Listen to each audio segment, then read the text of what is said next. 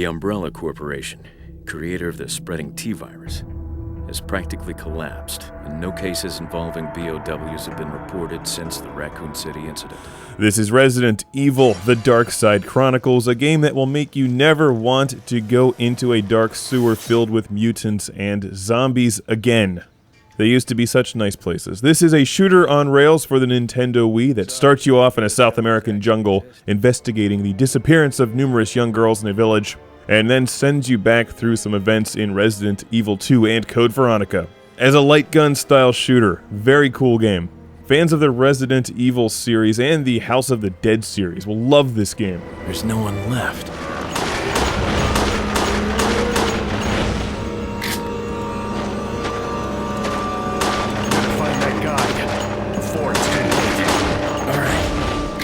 It has extremely high production value for the Nintendo Wii, very similar to House of the Dead Overkill, except a lot harder.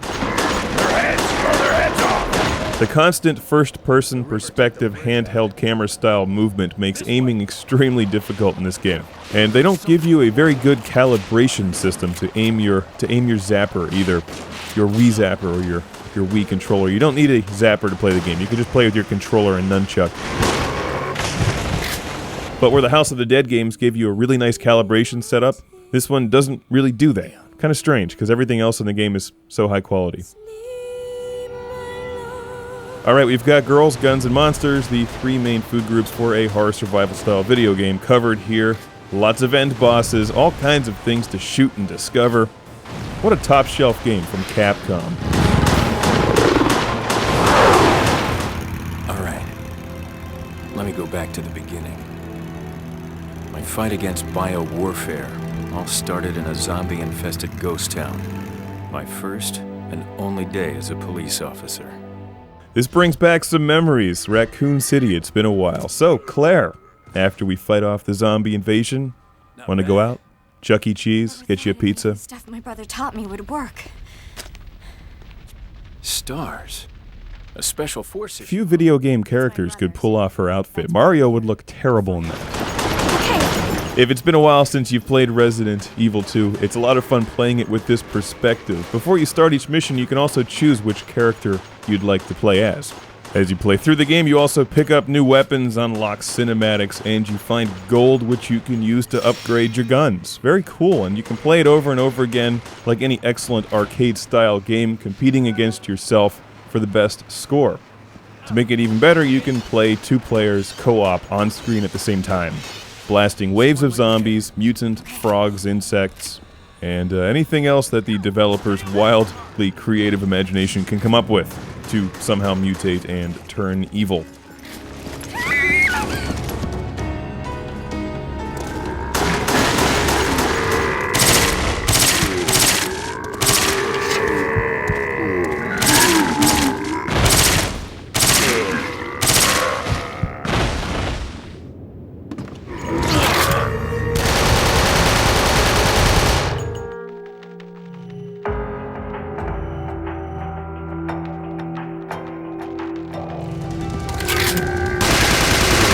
It took me a while to get used to aiming in this game. I play most Wii shooters with either the Wii Zapper or the buckshot lock-and-load shotgun, neither of which worked very well for this game.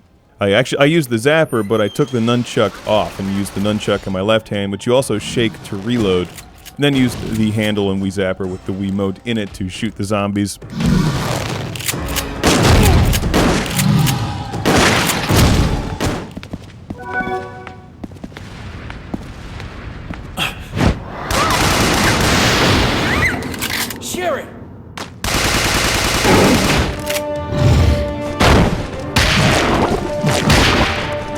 As this is a shooter on rails, you're not controlling the movement of your character, you're following the game as if you were watching a movie.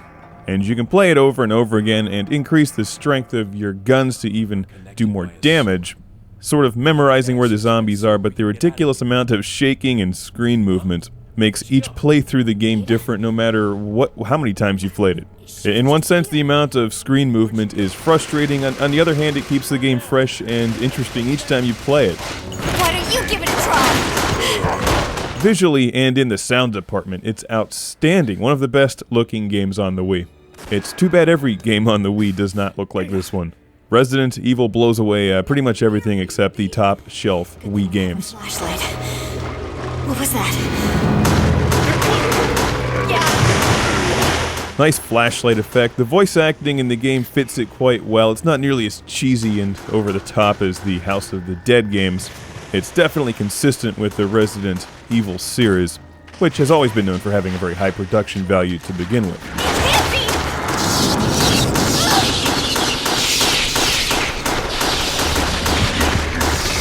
My favorite is still Code Veronica on the Dreamcast.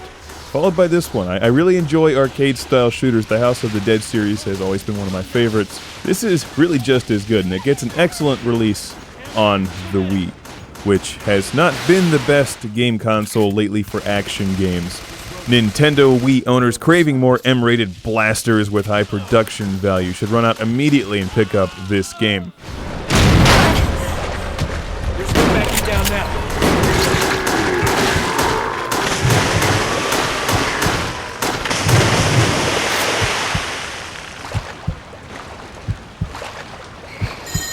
Sherry? Resident Evil: The DARKSIDE Chronicles take a trip through memory lane again for the first time.